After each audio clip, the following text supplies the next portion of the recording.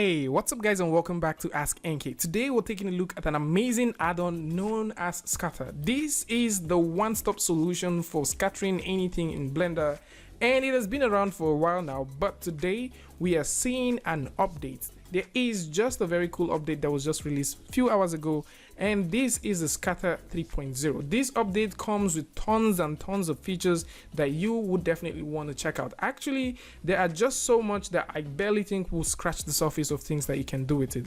So with this new update, of course, there are cooler biomes that you can now use. At the same time, it comes with a couple of masks and performance is very interesting. And if you're actually saying, yeah, I know Blender comes with, you know, a scatter add-on, yes, it does come with a scatter add-on, but what this tool can do is a far cry from what that add-on from Blender by default can even think of offering. And that is the main reason why we're going to talk about it today, so you can save yourself some heartache and actually get things going with this amazing tool. But before we do that, I did speak with the developer and, you know, kind of said maybe you guys would want this tool and if he would be gracious enough to give a 5% discount, and yes, he did. So if you want to get this tool, there's a 5% discount for you. You can simply go over to the link in the description and get that going. There is a coupon code and also a link in the description that can help you get that 5% discount.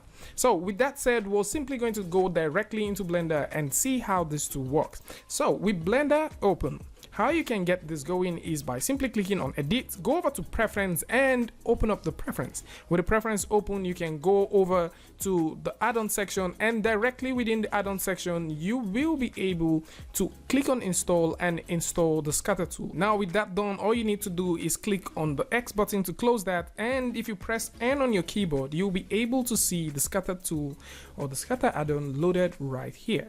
So with this right here, how does this work? The question is, how do you want it to work? Because if we simply throw in a grid and go all the way, we can select the eyedropper and click on the grid, and this will tell the scatter add-on that this is where we want to scatter stuff. And right here you would also notice that we have a couple of preference, but what do we want to scatter actually?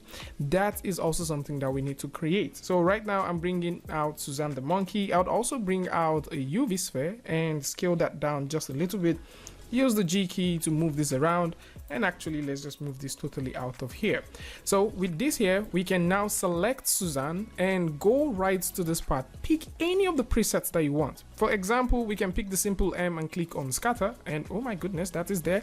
And we can also select this other one and find something totally different, you know, just unrelated, and click on scatter, and we have that right there. Once you do that, you would notice that you have a section called tweaking, and within this tweaking section is where you can tweak stuff. But before we talk about the tweaking, there are certain biomes that you can use, and these biomes would get you from point A to point Z in one click. But before we actually talk about that as well, let's just simply talk about how you can get tweaking. So if you go over to the tweaking, you can notice that you can choose to rename this. So since we made this Suzanne, I'm just simply going to rename this as Suzanne and go ahead and name this to the UV sphere. So let's click right there, click right over here, and you know, the name of the previous one still stays, so I'm just going to name this as UV sphere. And with that done, just simply click on the TT button and that would get you going. So with this now, you can choose how you want this scattering thing to happen. So if you come right over to the scatter section, let's simply go down. You can choose the percentage you want to see on your viewport. You can, you know, move these things all the way up, all the way down. You can also play with the emission count. So if we want Suzanne to be multiplied, divided, we can do that. So if we type the word 100, we can say divided or multiplied by 2, and you can see that going, and we can also choose to divide this. Now with the core basics out of the way, let's actually go through and play with this too. With a brand new scene, I need to define where I need the grid or the floor to be, and then we're going to play with this lovely biome. So if I simply click right here and press N on the keyboard with a brand new scene and specify this as where I want things to be scattered, I can just go all the way to the biomes, which would open up a brand new window that you can see here, and all you need to do is just click on any of this and you can get this going. So since I've specified that this is where I want things to be, I can just simply click right here and I'll be able to have them scattered directly here. You can see that in its glory. Now what this does is it does not only scatter this, it also gives level of details to how you might want to see these things happening. So what I mean by that is if we go over to the streaking section right here, and by the way, you can go through and play with all of this. There's just a whole lot of things that you can do with this tool. So if you go all the way down, you can choose to tweak this to suit whatever thing that you want.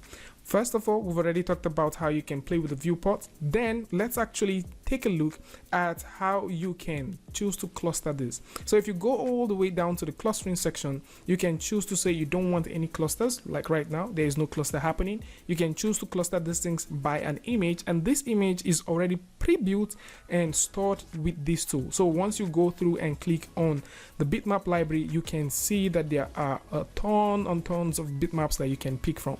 So if you simply click on any of these alphas and click on the scale right here, you can see that that fixes it. You can also do the same thing. We can actually make another change right here, maybe select something totally unrelated, different, and click right here to rescale this. All of these things are super clean, as once you dive directly into either Eevee or you dive directly on to Cycles, you can see the glorious looking foliage. It took just one click to get this happening. So how good is this? All right, how good is this? And it just doesn't end there, because you can proceed to layer things and things and things on top of it, as we can dive right back here and go all the way to where we have the biomes one more time. And let's bring this right into the scene, and I can pick something else. Let's see. So if I choose to bring in maybe some of these lovely looking puppies, we can load them directly here. Another thing to note is when I did speak with the developer said there are tons and tons of features that will be coming very, very soon. So I am very excited about this one as well. So you can see we have some of these cool puppies right here. And of course, you can select these puppies and choose how you want them to be distributed. So if we go over to the clustering right now, we can choose them to be distributed either by an image or maybe distributed by setting noise pattern. Totally up to you. So if I go right to this image and choose to play with how much influence I want these things to have, and by the way, once you're playing with this, you can choose to play with the scaling. You can also choose to play with the rotation, and these are all here for you to play with and make some good decisions and changes.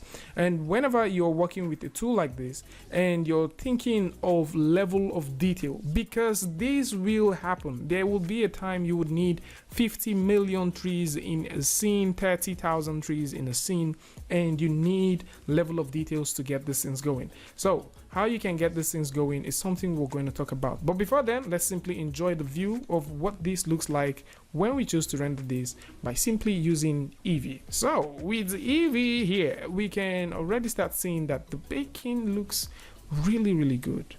Really good. I mean, this is Eevee. This is not even Cycles. So what actually happens when we fire up Cycles? Let's simply switch from Eevee to Cycles and see what wonders would happen. We already have a denoising turned on, and okay, this doesn't look bad at all. Let's simply move around. I mean, with just a couple of clicks, you already have this happening. How cool is this? This is just super cool. So at this point, when you want to make changes, you can simply get your changes and get your feedback in not real time per se, because this is rendering, but of course real time when you simply jump out of your rendering mode and go over to your editing.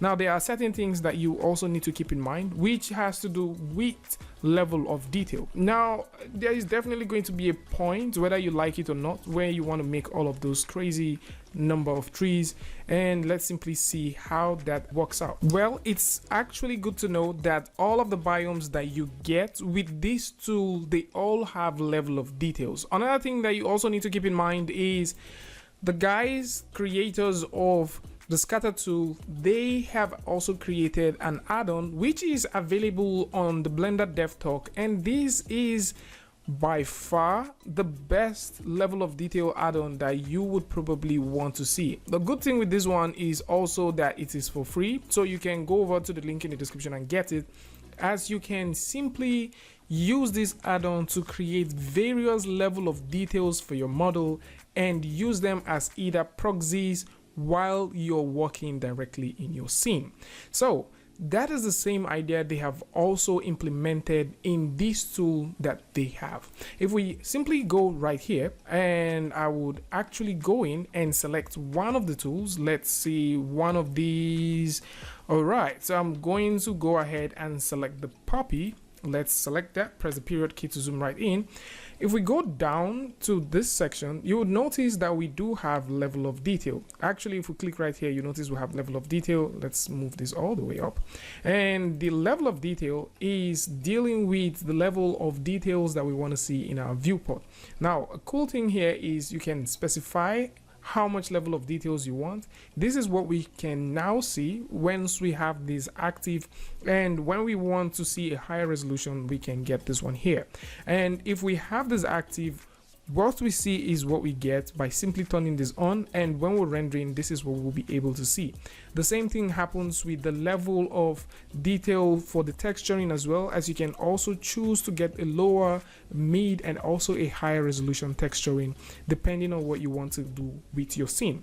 So with this amazing tool set, how can you use it with a tool like this? So the beautiful thing, like I said earlier, is you can actually get these things set up. Once you go ahead and go down here where you have level of detail, you can definitely click on level of detail and switch to either selected, selection, or scene, depending on what you're selecting at that point, and you can say enable level of detail. And once you do that, you can now see that all of this thing turns into the level of details that had been created for them earlier. And you can see that with the puppies, we're definitely getting something like this. So with something like this, you can now have as much things as you want in your scene, and at the same time have that same flexibility of creating even way more things that would appear as wonderful piece while you're rendering. So with this said, let's dive into some other cooler features that are now here. And one of the main things that are now with this new update, or with the 3.0, mask. This is one of the most by far highly requested stuff, and it's cool to see that with 3.0 there are even way more things that we wanted that we can actually work with. Now there is an altitude density, there is a painting density, a slope density, camera clipping density, a lot of density, guys. You can also work with the curvature, the water flow, orientation, there's a normal, sharp.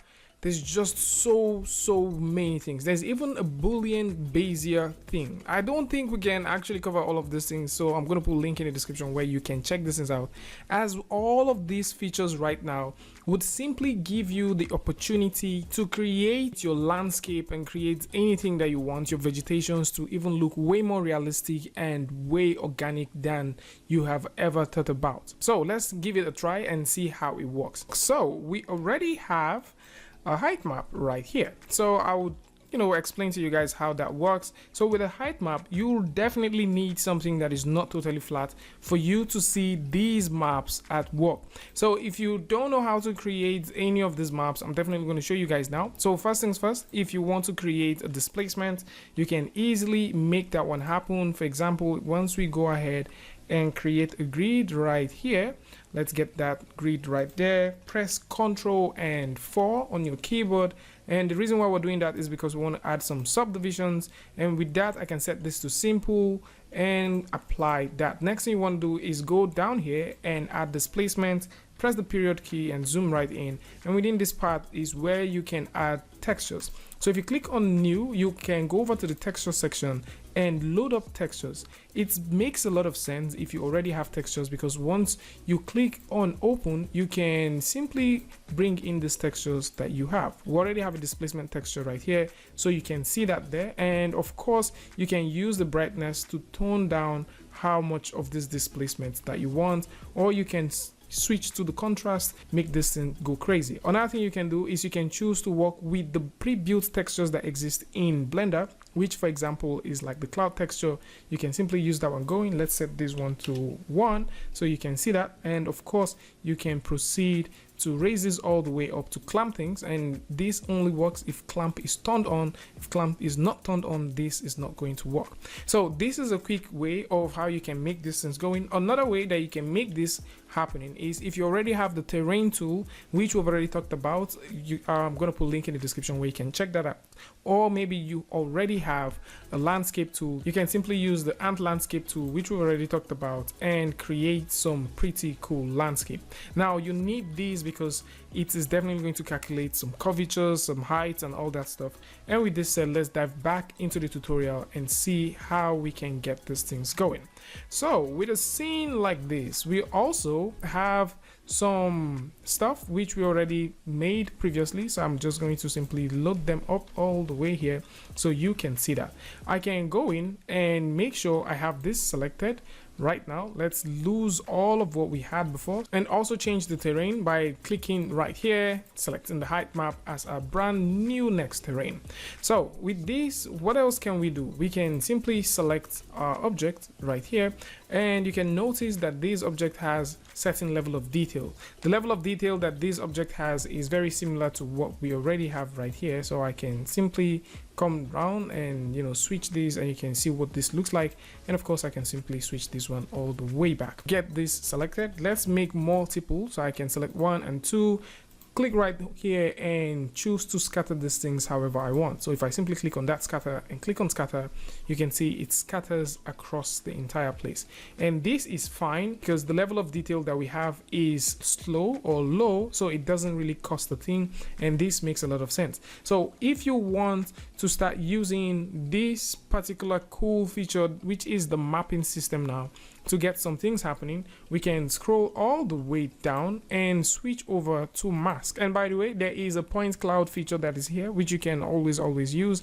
And if we jump over to mask, you can now notice, now if we click down here, we have a set of modifiers that are made specifically for this tool. So if I click on this set of modifiers, we can select altitude, which was the very first one when I talked about.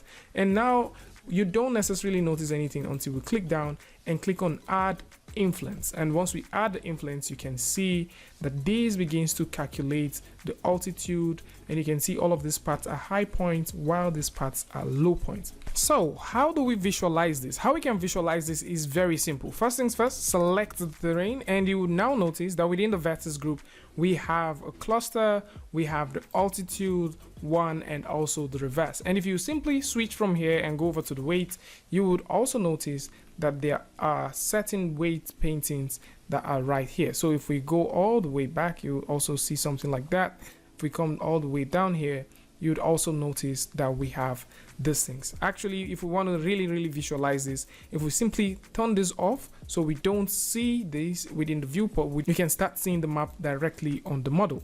So with this here, it is very interesting to see that you can also tweak this for your own use. So if I go all the way back to the object section and scroll down to where we have fall off, I can move this and we can get some cool updates right there. So if I also switch and move this a little bit forward, you can also notice that we're having some even cooler updates. So this makes sense. Another thing that we can do is we can also choose to randomize and get some things going. So we can also add some extra cool mask. So for example, if we also choose to throw in the slope mask, we can get this one going.